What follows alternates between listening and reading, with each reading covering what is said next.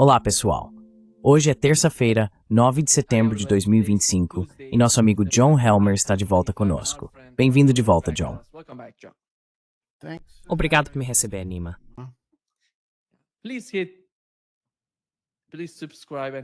Por favor, inscreva-se no canal e clique no botão de curtir antes de começarmos, para nos ajudar a alcançar mais pessoas. John, em relação ao último ataque a Kiev, qual você acha que foi a necessidade desse ataque e qual era seu principal objetivo? Tivemos o ataque russo a Kiev, seguido por uma resposta dos ucranianos em Donetsk e outras regiões. Qual é a sua opinião sobre isso?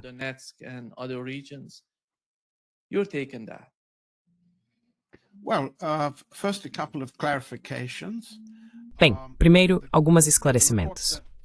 Os relatos de que o lado russo teria mirado no prédio do gabinete de ministros em Kiev, são falsos. Foi um ataque acidental.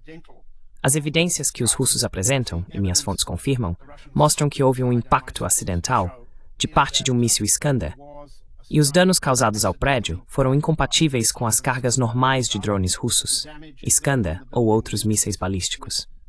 Então, vamos deixar de lado a especulação sobre o motivo de os russos terem pretendido atingir o prédio do gabinete, porque eles não pretendiam atingir o prédio do gabinete. Qual é a intenção?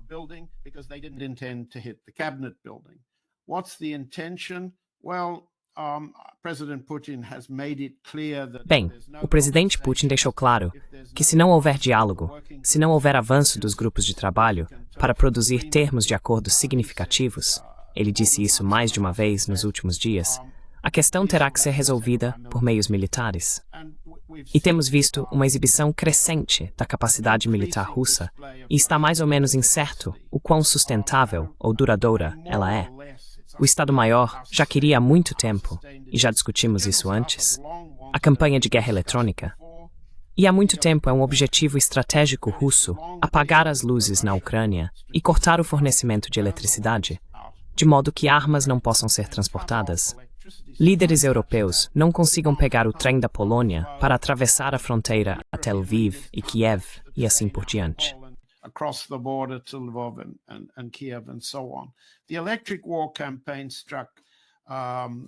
A campanha de guerra elétrica atingiu Tripilska, uma usina de energia, o que causou um grande apagão em Kiev e outras regiões conectadas. Ainda não se sabe por quanto tempo o corte de energia vai durar, mas está claro que depois que o presidente Putin ofereceu ao presidente Trump, em fevereiro passado, durante uma ligação telefônica, a suspensão dos ataques à infraestrutura energética, o lado russo, de fato, suspendeu a campanha de guerra elétrica. Desde então, o lado ucraniano fez questão de dizer que não está vinculado a essa oferta e atacou refinarias de petróleo russas e outras infraestruturas energéticas, incluindo o oleoduto Druzhba, como um sinal para a Eslováquia e os europeus orientais que recebem seu petróleo e gás por essa rota, de que os ucranianos pretendem interrompê-la.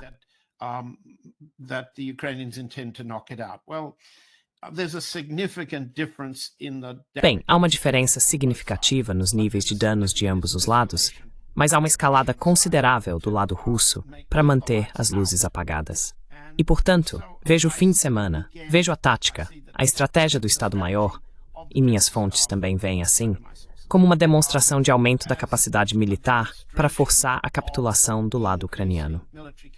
A taxa de baixas, anunciada diariamente pelo Ministério da Defesa, permanece em aproximadamente 1.300. Não vamos discutir sobre a precisão desse número.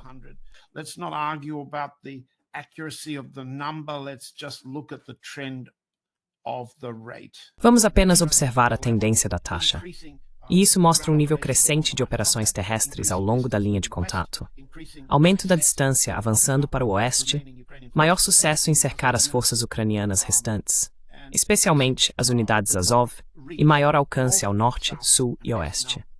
Agora, o Estado-Maior fez uma piada russa ao mostrar um mapa na parede atrás do general Gerasimov durante uma recente coletiva, no qual era possível ver, como todos deveriam ver, que a região vermelha russa ia de Kharkov, no norte, até Odessa, no sul. E isso virou um sonho para podcasts e redes sociais, especulando sobre o que significava. O que significa é uma referência bem-humorada aos objetivos de médio e longo prazo. Portanto, o lado russo está demonstrando que, se o presidente Trump não conseguir viabilizar negociações sérias, eles vão alcançar seus objetivos de guerra por meios militares.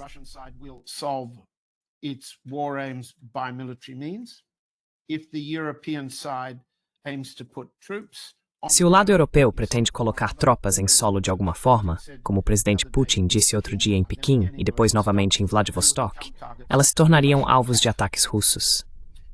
A retaliação ucraniana é letal para alguns indivíduos. Ela tem a intenção de mostrar aos europeus que a Ucrânia é capaz de continuar a guerra, mas ainda é uma atuação de pequeno impacto. Sim, repórteres ocidentais podem dizer que cerca de 20% da capacidade de refino russa pode ter sido destruída. Mas, na frase seguinte, eles têm que admitir que em 7 dias, ou um pouco mais, essa capacidade será reparada. Então, é isso que queremos dizer com uma demonstração pontual da capacidade de continuar a guerra de um lado e a demonstração estratégica de que a capitulação ucraniana, a destruição das forças terrestres e a capacidade do Ocidente de continuar a guerra, essa é a política russa.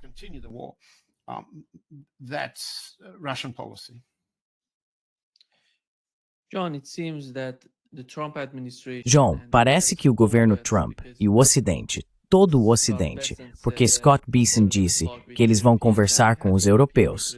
E tivemos o representante europeu indo a Washington para conversar com o governo. Estão tentando fazer algo com as pressões que querem colocar sobre a Rússia. Veja o que Lotnick disse sobre a Índia.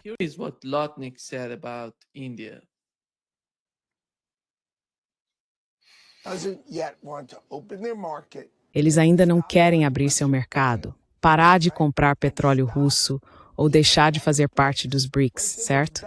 Eles são a vogal entre Rússia e China. Se é isso que querem ser, então sejam. Mas ou apoiam o dólar, apoiam os Estados Unidos da América, apoiam o seu maior cliente, que é o consumidor americano, ou pelo visto vão pagar uma tarifa de 50% e vamos ver quanto tempo isso dura.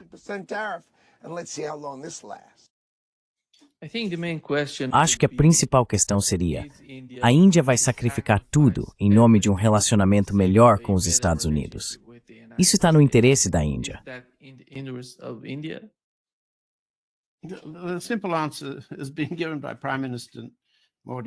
A resposta simples está sendo dada pelo primeiro-ministro Modi. A resposta é não. E um sujeito como o secretário de Comércio Lutnick não é um representante sério nem da política militar dos Estados Unidos, que mudou para uma relação estratégica militar com o Paquistão, nem é um representante sério do comércio bilateral. Ele só consegue refletir aquele tipo de noção primitiva de Trump, de que a escalada de ameaças e ataques militares e tarifários reais contra os mais fracos vai forçar a obediência. Posso fazer uma observação? Acho que não é tão informativo para o nosso público falar sobre um homem como Lutnick. Lutnick e Vitkov são carregadores de malas. Eles são intermediários de subornos massivos e são homens de cobrança. Os homens que carregam a mala que recolhe o dinheiro depois que os Estados Unidos ameaçam intimidar e pressionar países mais fracos ou países que consideram mais fracos.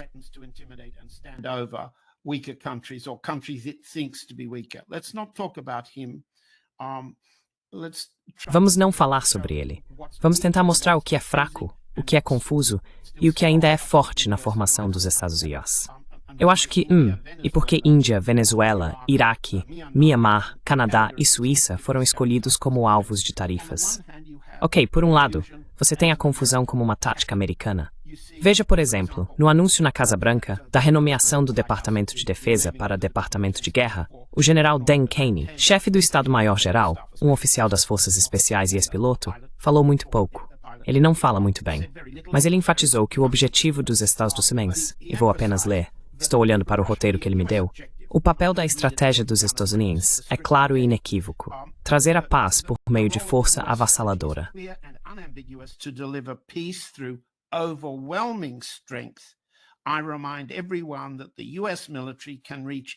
Lembro a todos que as Forças Armadas dos Estados Unidos podem alcançar qualquer adversário na hora e no lugar que escolhermos. Isso é domínio da escalada, intimidação, multiplicador de poder. Vamos atacar você quando menos esperar. Vamos atacar os fracos. E então, Pete Hegseth teve que dizer a outra parte dessa fórmula. Senhor presidente, ele disse nessa reunião no Departamento de Guerra. O Departamento de Guerra, estou olhando para o que ele disse, vai lutar de forma decisiva, não em conflitos intermináveis. Vai lutar para vencer, não para não perder. Vamos partir para o ataque, não apenas para a defesa. Letalidade máxima, não legalidade morna. Efeito violento, não correção política. Agora, esse é o discurso de guerra, de não perder guerras e escolher alvos onde os Estados Unidos acreditam ter uma força avassaladora.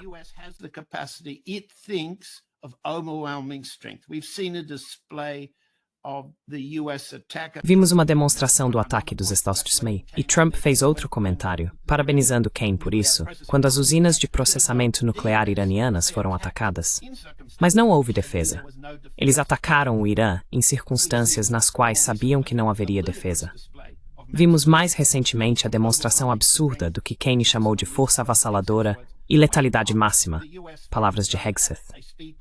Quando os Estados Unidos dispararam um drone contra uma lancha em algum lugar do Caribe, matando todos a bordo, supostamente porque era um barco venezuelano envolvido com tráfico de drogas. Guerra para vencer. Essa é a tática militar deles, com confusão quanto ao alvo e incerteza como ativos.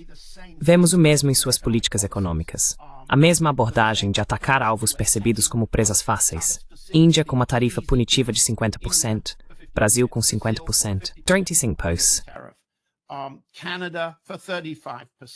Switzerland for 39%, although Switzerland got a carve-out for... Suíça com 39%, embora a Suíça tenha conseguido uma exceção para ouro e produtos farmacêuticos.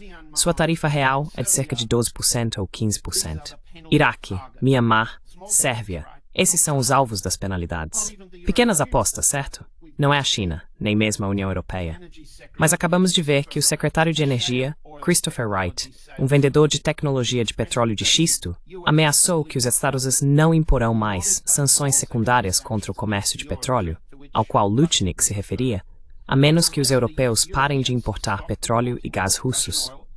Você pode esperar que um representante do setor de petróleo de xisto nos Estados Unidos pode esperar que Wright tente usar sanções secundárias para aumentar o preço do petróleo, a fim de tornar o setor de petróleo de xisto, seu ramo de negócios, mais lucrativo novamente.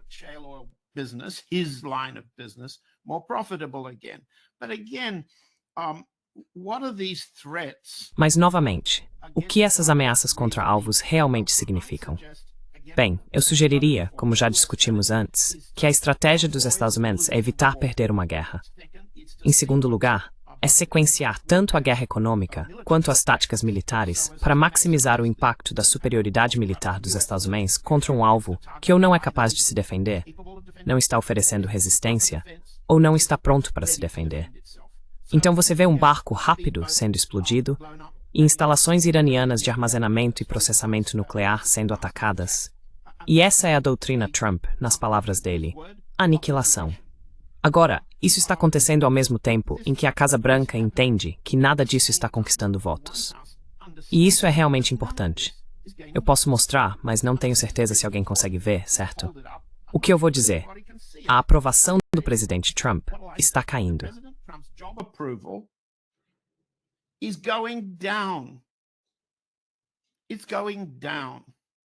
Está indo ladeira abaixo. A aprovação da forma como ele está lidando com a guerra entre Rússia e Ucrânia está piorando. Em outras palavras, tudo o que dissemos não está fazendo diferença nos cálculos que são centrais para qualquer Casa Branca, não apenas a de Trump. Quero dizer, eu estive na Casa Branca durante o governo Carter e vários dos seus convidados, podcasters, estiveram em outras administrações, por exemplo. Craig Roberts, por exemplo. O cálculo decisivo sempre são os votos. O cálculo decisivo sempre são as eleições de meio de mandato e a próxima eleição presidencial. E a situação paradoxal que o próprio Trump enfrenta, ele entende pela metade, não entende pela outra metade. Mas Stephen Miller, o vice-chefe de gabinete, entende. O problema é que toda essa conversa de guerra não está ganhando votos, está perdendo votos.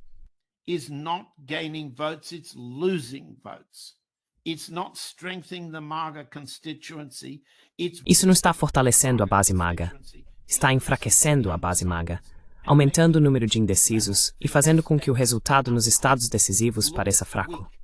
Então, qual é a resposta deles? É militarizar a próxima eleição. A abordagem de Stephen Miller é a abordagem de Trump.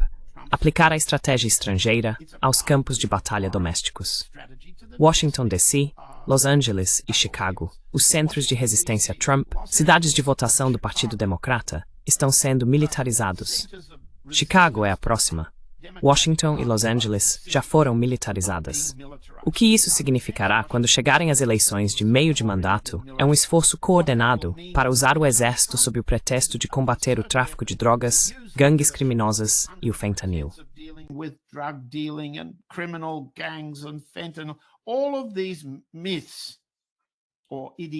Todos esses mitos ou ideologias estão sendo usados para militarizar o campo de batalha doméstico porque Trump está perdendo, para garantir que ele não perca essa guerra. Agora junte os dois pontos e volte à sua pergunta. Como administrar um governo para garantir que você pareça estar vencendo, mas nunca perca? Como fazer sua política externa parecer pacificadora, quando na verdade é belicista? E como garantir que você possa continuar contando com a vitória, a manutenção e o controle do Congresso, que será perdido se as eleições de meio de mandato forem perdidas? E assim, preservar seu poder, a aposentadoria de Trump, a fortuna de seu filho e a fortuna de sua esposa.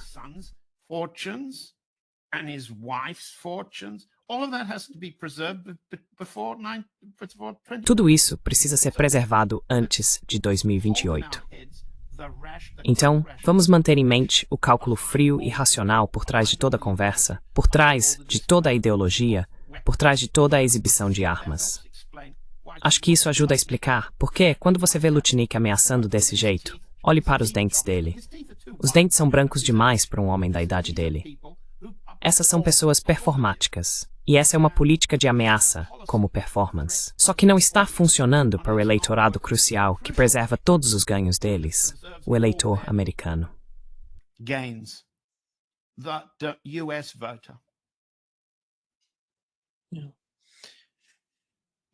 John, você mencionou que eles estão tentando evitar perder o que está acontecendo na Ucrânia, mas parece que eles estão tentando adiar isso. E nós vimos, desculpe, não ouvi você. Adiar? Eu não ouvi o verbo. Eles estão tentando adiar isso. Sim, porque tivemos o mesmo tipo de mentalidade e a mesma estratégia no Iraque e no Afeganistão. Mas a diferença entre a Ucrânia e esses casos é que a escalada, o domínio que eles tinham no Iraque e no Afeganistão, eles não têm na Ucrânia. A Rússia tem a vantagem na Ucrânia. A Rússia pode fazer o que quiser. Eles estão mudando o foco da Europa para outras regiões. Mesmo com a economia, eles estão tentando administrar isso. E militarmente, eles têm o domínio na Ucrânia. Eu não sei por que os Estados Unidos estão tentando continuar adiando o que está acontecendo na Ucrânia, porque afinal, não há nada de bom saindo disso para a Ucrânia. E definitivamente não para os Estados Unidos. Eles não vão ter nada de positivo.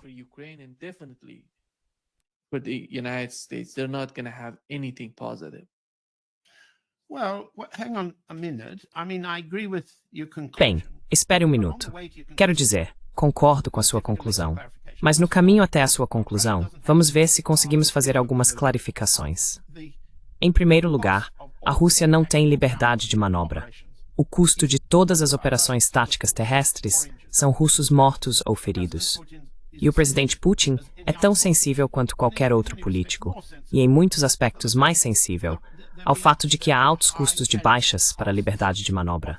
E vamos lembrar que os ucranianos contam com fortificações da OTAN e dos Estados Unidos desde 2014, já são 11 anos, e que o momento da operação militar especial foi o último instante, antes de a base de fortificações ser usada pelas forças ucranianas e da OTAN, para romper e recapturar a Novorossia, as 4 regiões.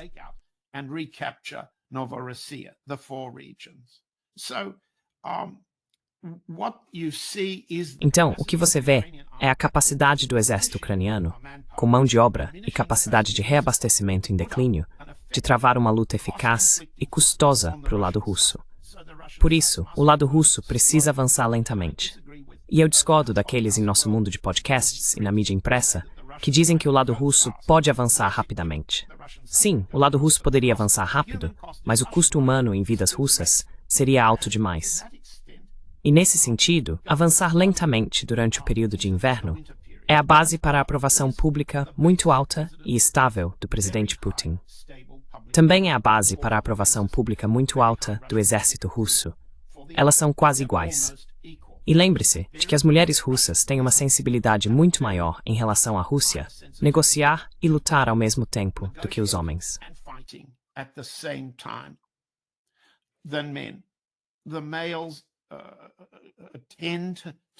Os homens tendem a sentir, certamente agora em comparação com janeiro ou fevereiro, que a confiança que Trump representava, uma alternativa americana que buscava a paz, já expirou. A opinião pública masculina russa é mais favorável a acelerar e terminar o trabalho. A opinião das mulheres russas é: vamos esgotar todas as possibilidades de negociação, porque vamos pagar o preço em sangue pela alternativa. Isso precisa ser uma restrição muito importante à liberdade de manobra da Rússia. Em segundo lugar, o presidente Putin teve alguns problemas, acho melhor deixarmos isso muito claro em Vladivostok, ao tentar defender o Banco Central da Rússia, mantendo as taxas de juros em 18%. Ele simplesmente fracassou. Ele não pode deixar de defender Elvira Nabiullina, a presidente do Banco Central, que ele reconduziu ao cargo. Ele não pode defender a taxa de juros de 18%.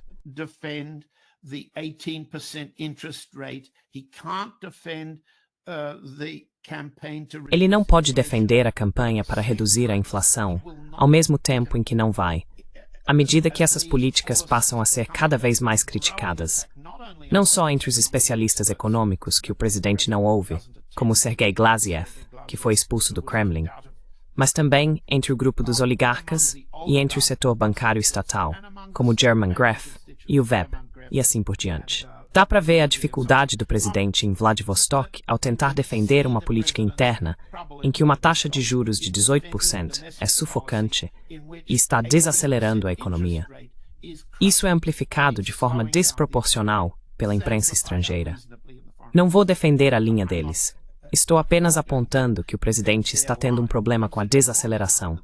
Então ele precisa, e essa é a habilidade dele, mas também uma frustração para quem analisa as alternativas. Ele precisa equilibrar. O que ele fez foi dizer: consultei todos os especialistas. Isso não é verdade. Ele já está dizendo que o banco é muito bom instante.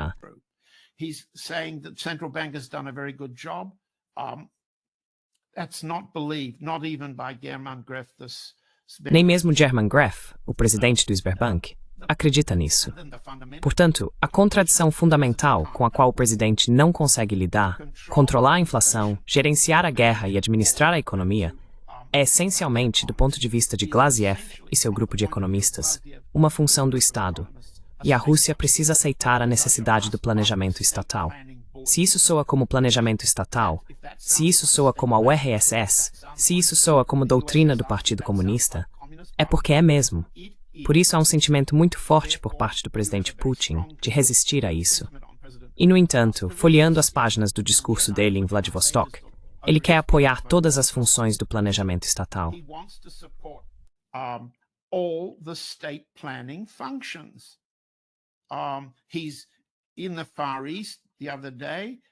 Ele esteve no Extremo Oriente outro dia e disse, estou citando, todas essas medidas estão unidas dentro do programa estatal de grande escala para o desenvolvimento do Extremo Oriente. Ele estabelece metas ambiciosas para o investimento de capital. No Extremo Oriente, hoje é o dobro da média nacional. Eu poderia continuar. Você pode vê-lo lutando para aceitar que a estratégia estatal exige mais planejamento estatal, não menos. Mais investimento estatal, quando o chamado investimento privado está falhando ou não funciona. Então ele diz, novamente citando, já foram emitidas as instruções relevantes. Espero que o governo e nossos colegas na região continuem dando atenção especial ao desenvolvimento de pequenas e grandes usinas hidrelétricas.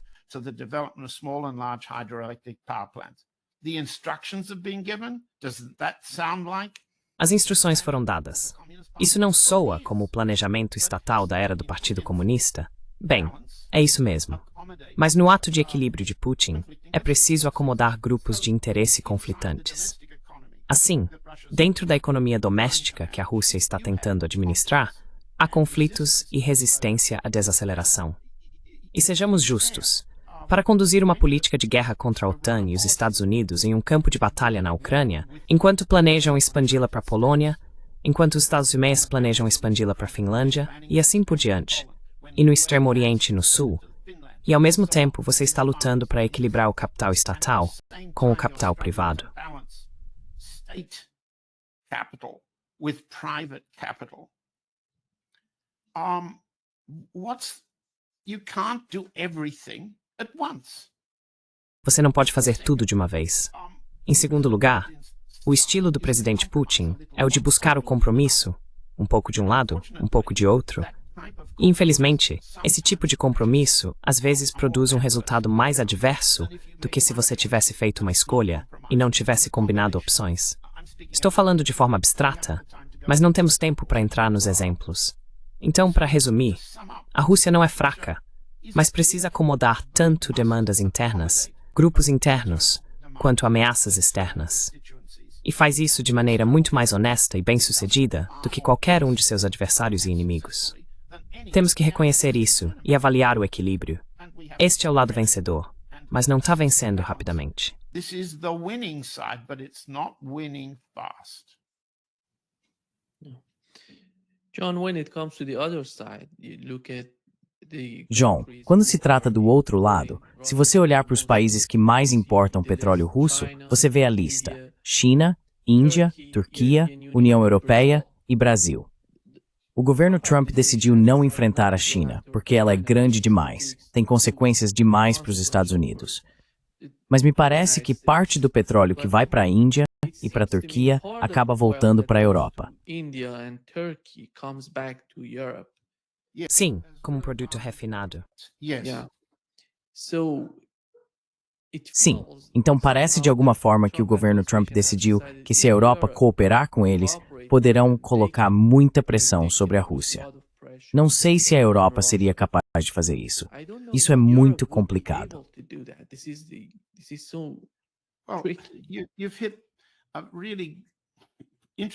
Você tocou em um ponto realmente interessante. Vamos analisar isso um pouco. Sim, o petróleo bruto russo vai para a Turquia, vai para a Índia e às vezes passa por refinarias gregas, às vezes em petroleiros gregos, para a Europa. E isso mantém o preço do petróleo e a inflação ao consumidor europeu baixos, certo? Como é possível fazer o tipo de orçamento para rearmamento ao qual Alemanha, Inglaterra, França e Itália estão comprometidos se você está em um ambiente de alta inflação, no qual seus eleitores não podem dirigir seus carros, não podem aquecer suas casas durante o inverno e assim por diante? Então os europeus precisam manter a inflação dos produtos energéticos sob controle. Their inflation of energy products down. The US is pushing on the Os Estados Unidos estão pressionando os europeus agora para impor um nível de sanção contra produtos petrolíferos russos que chegam através da Índia e da Turquia porque querem aumentar o preço do petróleo. Esse seria o efeito. A secretária de Energia, Granholm, admite que o preço do petróleo de xisto, o preço do petróleo bruto, o preço do GNL dos Estados Unidos, todas as exportações americanas para a Europa que substituiriam o que a Europa consome atualmente, seriam muito mais caras. Então essa iniciativa vai aumentar o preço do petróleo, certo? Não vai apenas aumentar o preço do petróleo na Europa, vai aumentar o preço do petróleo nos Estados Unidos também. Agora, você já viu repetidas tentativas de Trump e da máquina da Casa Branca, as máquinas de tweets comandadas por Stephen Miller. The White House machine, the tweet machines run by Stephen Miller.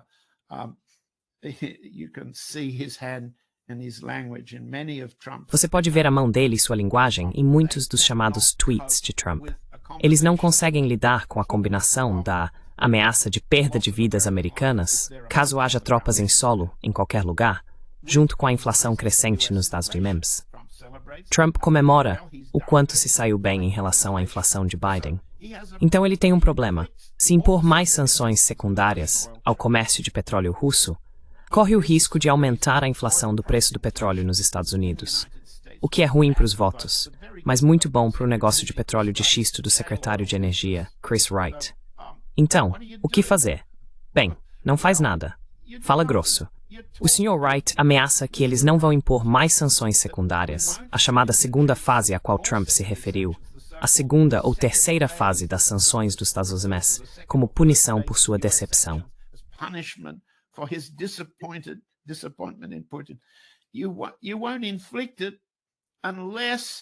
Você não vai impor isso, a menos que os europeus aceitem parar de importar petróleo russo dessa forma. Então, a que se resume a ameaça de sanções secundárias? Exatamente como você disse, Nima. Escolher os países que os Estados Unidos, que o Sr. Lutnick, o Sr. Wright e outros acham que são muito mais vulneráveis do que os europeus. E os chineses são incapazes de um contra-ataque que aumentaria a inflação nos Estados Unidos. É a abordagem Dan Kane, é a abordagem Trump, de obliterar alguém que você acha que é fraco. E não é assim que as coisas acontecem.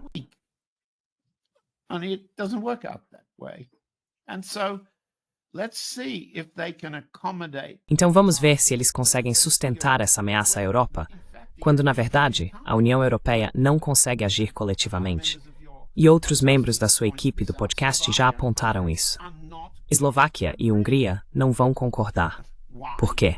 Porque dependem muito mais do que os outros.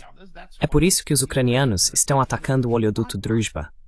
E sobre o que fazer com Eslováquia e Hungria, existe uma alternativa de Trump que os compraria? Bem, ainda não vi. E você? Em vez disso, quando o presidente Putin se reuniu recentemente com o primeiro-ministro da Eslováquia, Robert Fico, eles discutiram esse ataque ucraniano, as entregas de petróleo e gás para a Eslováquia. Putin disse, bem, se é isso que eles fazem com vocês, por que vocês não retaliam?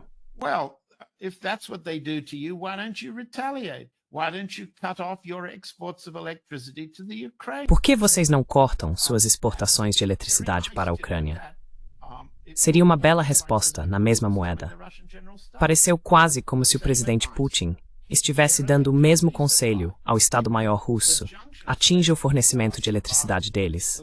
Atinja os pontos de conexão, onde a eletricidade da Eslováquia, da Romênia, da Polônia e de outros países europeus entra na Ucrânia para compensar a perda de capacidade de geração elétrica dentro do país. Por que a Rússia, ou o Estado-Maior, que sabe perfeitamente bem como destruir pontos de geração e distribuição de eletricidade, por que esses pontos de importação dentro da Ucrânia ainda não foram atacados? O presidente Putin está dizendo ao Fico, não exporte. Por que ele não disse ao Estado-Maior, ataque os pontos de importação? Bem, esses não são problemas simples. These aren't simple problems. So you raised a good question. Você levantou uma boa questão sobre o problema europeu. E os problemas europeus são múltiplos. Cada regime fraco não pode arcar com a inflação do preço do petróleo. Certamente não antes do inverno, pode. Em segundo lugar, há o problema da Eslováquia e da Hungria, para começar. Em terceiro, há o risco de inflação doméstica nos Estados Unidos. Em quarto, há a relutância do presidente Putin em dar ao Estado-Maior o sinal verde total para uma guerra elétrica completa. E enquanto todos fazendo isso, fui uma dos termos de negociação, que a verdade não está na sanção. Respondi a sua ideia? Did I answer your question? I hope I did. Espero que sim. John, não é impressionante que a Eslováquia e a Hungria, durante o governo Biden, tenham sido tão vocais sobre o que está acontecendo na Ucrânia? Mas com o novo governo, de alguma forma, eles estão em segundo plano. Você não vê tantos comentários desses dois países. Você mencionou a Eslováquia. Fico foi à Rússia, depois conversou com Zelensky. Não vejo nenhum movimento diplomático por parte da Eslováquia. Parece apenas uma tentativa de facilitar a energia que eles recebem da Rússia. Você vê algo além disso?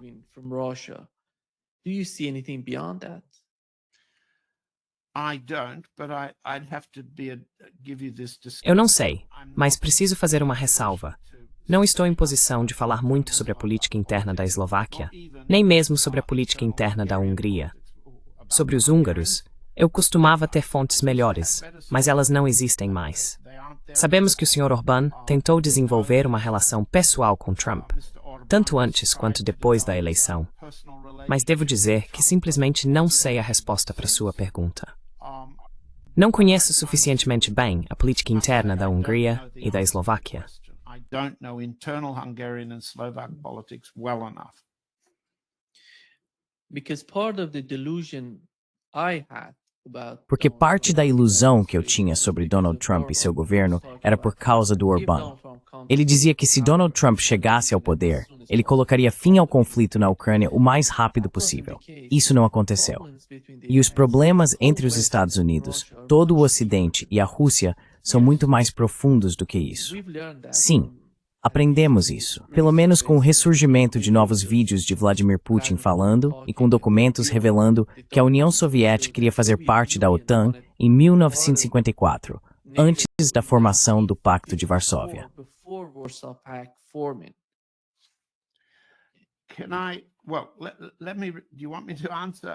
Posso? Bem, deixe-me, você quer que eu responda? Primeiro, sobre o ponto do Orbán que você mencionou, eu realmente relatei, com alguma ajuda de fontes húngaras na época, que Orbán foi se encontrar com Trump. Minha opinião na época era que Orbán estava se engrandecendo e exagerando o que suas conversas realmente significavam, para se apresentar como um jogador muito maior na Europa do que realmente era, a fim de garantir mais espaço de negociação nas discussões sobre transferências orçamentárias entre Budapeste e Bruxelas. Tudo isso fracassou, mas não posso te contar mais do que já disse naquela época. Vamos à questão interessante da proposta de Vyacheslav Molotov, de março de 1954, supostamente oferecendo que a União Soviética poderia entrar na OTAN. Tenho o documento de Molotov aqui na minha frente.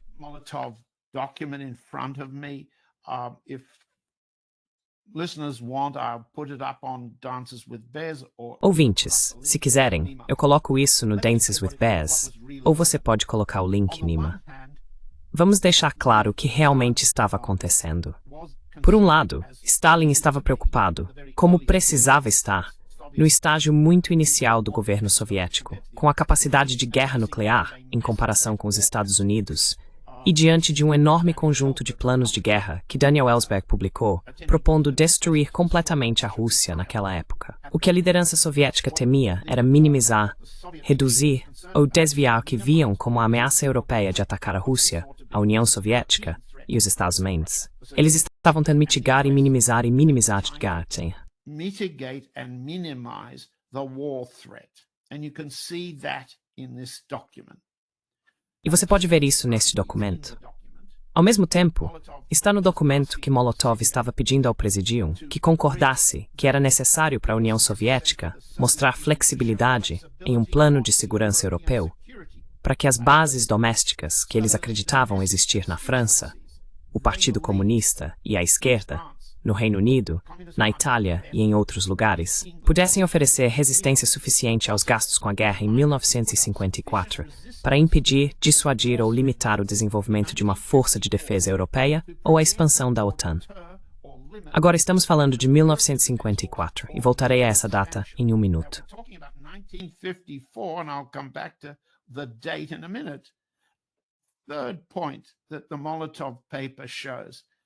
Terceiro ponto que o documento Molotov mostra. A União Soviética propôs que a China comunista, a China continental, Pequim, fosse convidada para o teatro europeu para, por assim dizer, garantir um arranjo de segurança mútuo e recíproco. Quarto, a proposta soviética foi elaborada para reduzir as bases dos Estados na Europa. Esses são os objetivos do documento. O que se pensava na época era que se a União Soviética parecesse interessada em discutir a adesão à OTAN, poderia neutralizar a ameaça de guerra. Eles poderiam mobilizar a opinião pública interna na Alemanha, França, Itália e Reino Unido contra uma nova guerra com a Rússia.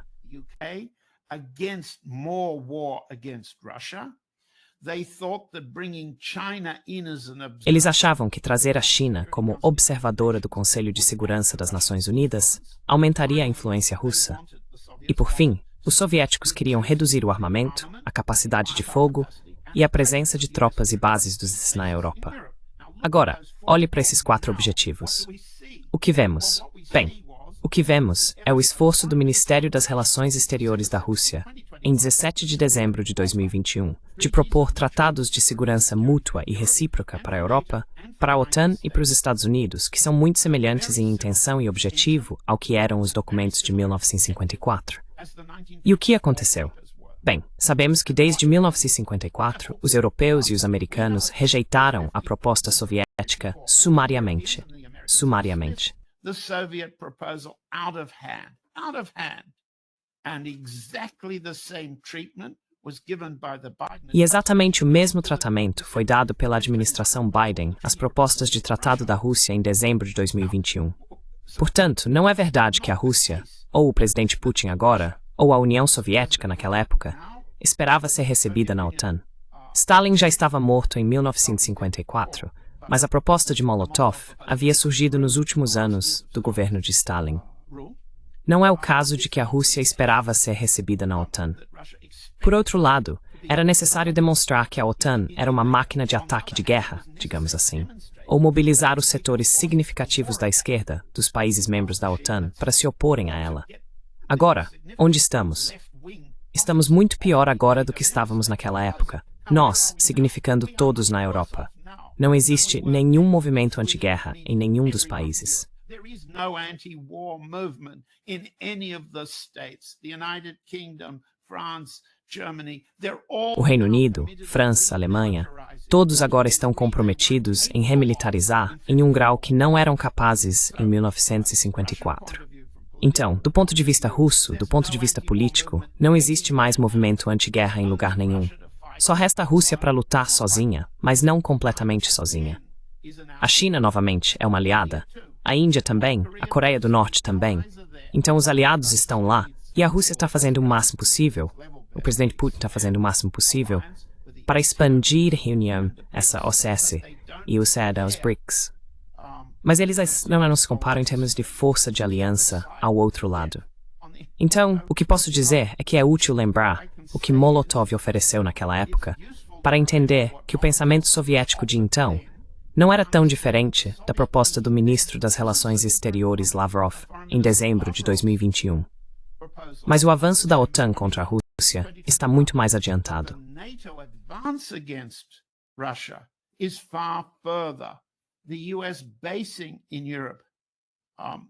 A presença militar dos Estados Unidos na Europa, em termos numéricos, pode-se argumentar que não é tão grande. Mas os termos da reunificação da Alemanha, que Mikhail Gorbachev aceitou, não envolviam a redução das tropas americanas na Alemanha. Um dos maiores, mais tolos ou mais traiçoeiros erros de Gorbachev. Agora, sabemos pela desclassificação de registros da Casa Branca, dos Blair Papers na Biblioteca Clinton e de outros arquivos desclassificados, sobre os quais relatei no Dances with Bears ao longo dos anos, sabemos que o governo Clinton continuou pressionando pela expansão da OTAN. E Yeltsin, Boris Yeltsin, então presidente, costumava concordar. Boris Yeltsin, then president, used to agree. He did, but he said his position was... Ele fez isso, mas disse que sua posição não era exatamente agora. Não era exatamente forte, nem exatamente pública. Entre as coisas com as quais Boris Yeltsin concordou, estava remover o primeiro-ministro. Nossa, de repente esqueci. Primakov. Yevgeny Primakov foi removido sob pressão do governo Clinton, porque Boris Yeltsin foi covarde. Agora, o que os arquivos desclassificados mostram é a pressão contínua para expandir a OTAN até a fronteira russa, com Yeltsin oferecendo uma resistência fraca, Primakov oferecendo uma resistência real, especialmente durante a campanha de bombardeio contra a Sérvia, mas sendo removido porque os Estados Unidos queriam que ele fosse removido.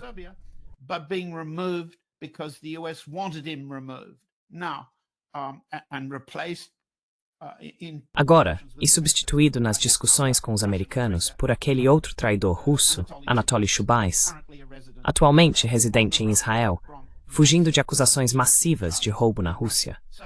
Então me desculpe, isso soa um pouco irritado, mas é necessário mostrar que o que começou com a proposta de Molotov em março de 54, e fico feliz que você tenha mencionado isso, Nima, tem se repetido ao longo desses anos como parte do plano de guerra contínuo, do plano de guerra europeu, do plano de guerra alemão, e esses planos de guerra estão, se é que algo, sendo revividos, com enormes somas de dinheiro. Agora você levantou uma questão importante, Nima. Por que os europeus pagam? Essa é uma proposta de guerra perdida para os americanos. Isso é a administração Trump. Há mais de nós que não concordam.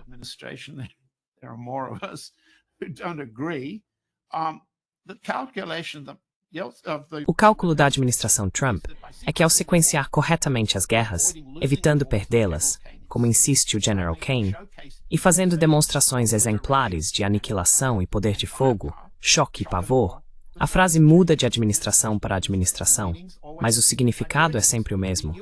Ao fazer isso, os estados podem lucrar, forçando seus amigos e aliados a pagarem aos SLAs para protegê-los de uma Rússia que eles pretendem continuar combatendo.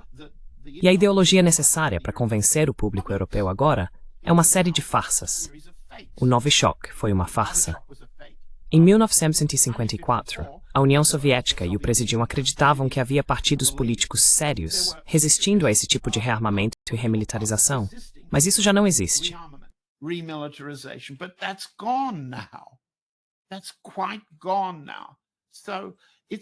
Isso já ficou para trás. Portanto, é uma comparação histórica muito interessante que podemos fazer. A Rússia está mais forte em relação à Europa do que estava naquela época. A OTAN está mais forte do que estava naquela época. O perigo de um conflito nuclear entre as duas potências é provavelmente maior agora do que era antes. Mas a determinação dos Estados-Unidos em continuar a guerra permanece a mesma. E isso não pode ser resolvido com uma vitória russa na Ucrânia. Simplesmente passaremos para outras frentes.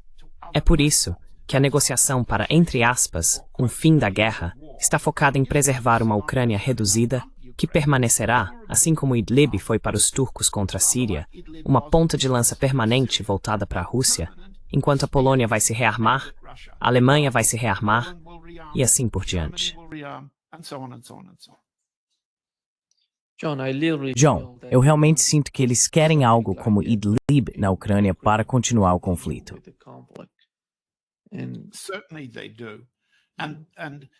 E certamente eles têm. E os bandeiristas, os azovistas, os neonazistas têm todo o, vamos chamar assim, equipamento mental, a ideologia do ódio racial, ódio religioso e assim por diante, como havia em Idlib.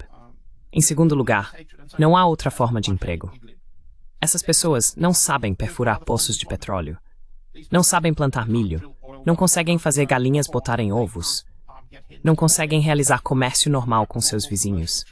Eles são uma economia militar, uma força de mão de obra mercenária. Eles viveram da corrupção e do desvio de dinheiro que entra para as armas ucranianas. Viveram do contrabando. Agora vivem de serem contratados como mercenários pelos Estados Unidos na África e em outros lugares do mundo. A desnazificação da Ucrânia, nesse sentido, é impossível.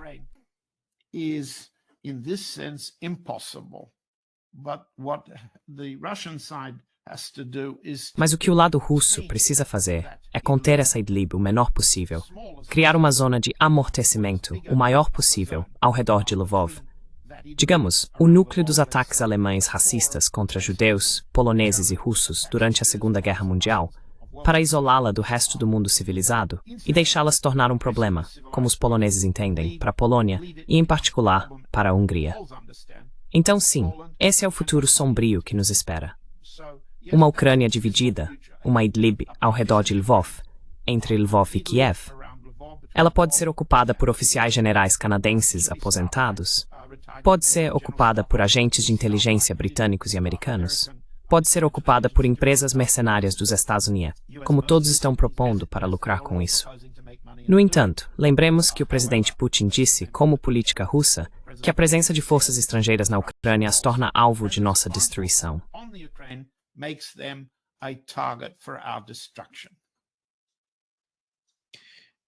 John, you mentioned something I think it's so important. John, você mencionou algo que considero muito importante em relação à possível escalada entre a Rússia e a OTAN. Você acha que a Europa está em uma posição em que algumas pessoas na Europa, não sei exatamente quem, poderiam escalar a situação de uma forma que envolvesse os Estados Unidos no conflito? Porque sabemos que o governo Trump é incapaz de administrar qualquer outra coisa. Você se lembra que no primeiro mandato dele tivemos o Russiagate. Ele tinha todos os fatos a seu favor, e mesmo assim não fez nada. De alguma forma, sempre que ele falava sobre o problema, acabava falando de outras coisas e tornando a situação muito mais complicada com sua mente simplista. Acho que é por isso que ele não é capaz de administrar nada. Até agora, não vi Donald Trump ser capaz de nada em relação ao conflito na Ucrânia. Por isso, tenho tanto medo de uma nova escalada entre a OTAN e a Rússia. Se isso acontecer, não vejo o governo dos Estados Unidos como capaz de lidar com a situação.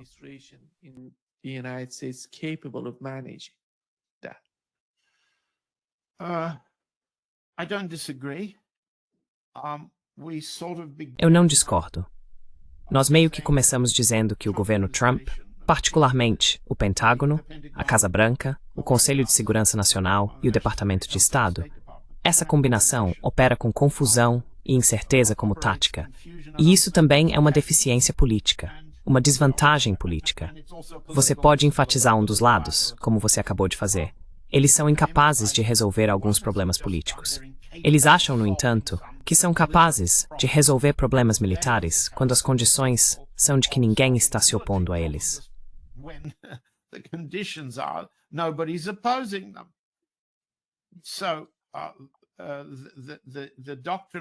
Então, a doutrina de vencer, a doutrina de ter esses prédios lindos, acho que disse isso na semana passada, o Old Executive Office Building em Washington, que fica ao lado da Casa Branca, era o antigo Departamento de Guerra, e suas alas representavam a Marinha, o Exército e outras partes das Forças Armadas.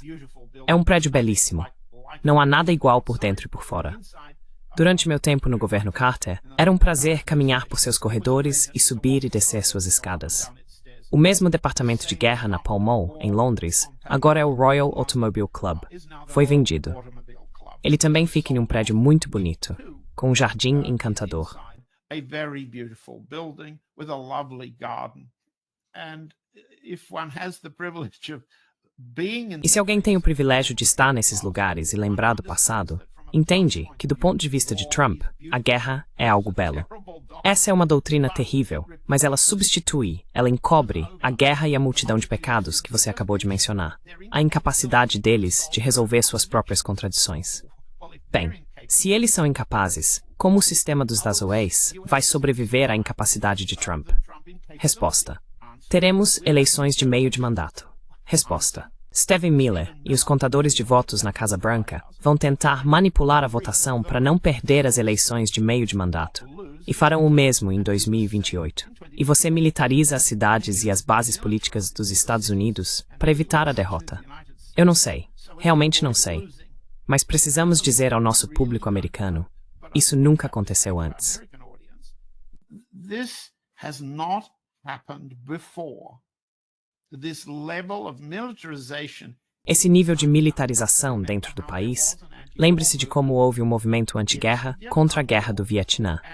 E não foi esse movimento o motivo pelo qual os Estados Unidos saíram do Vietnã. O exército dos Estados Unidos foi derrotado no Vietnã. Ele não podia mais arcar com o custo, seja internamente ou militarmente, do nível de baixas infligidas pelo Vietcong e pelo exército do Vietnã do Norte, em um contexto no qual o presidente dos Estados Unidos, Lyndon Johnson, pretendia ser reeleito. Os custos internos e os custos em termos internacionais se combinaram para criar um movimento anti-guerra nos Estados Unidos e uma negociação de fim de guerra que encerrou a Guerra do Vietnã com a retirada dos... Mas agora, temos um grupo de pessoas que está apavorado com a possibilidade de um episódio de evacuação, como o de Saigon ou de Cabul.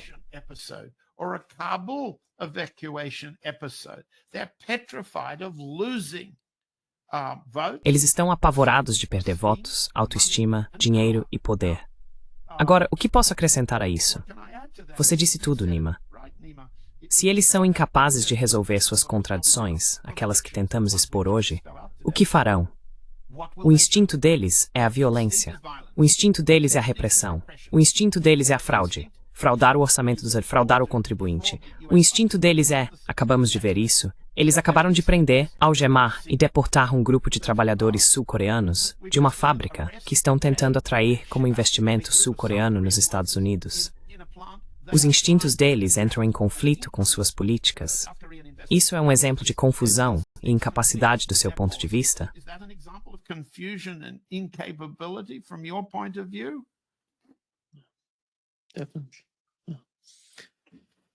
John, Muito obrigado por estar conosco hoje.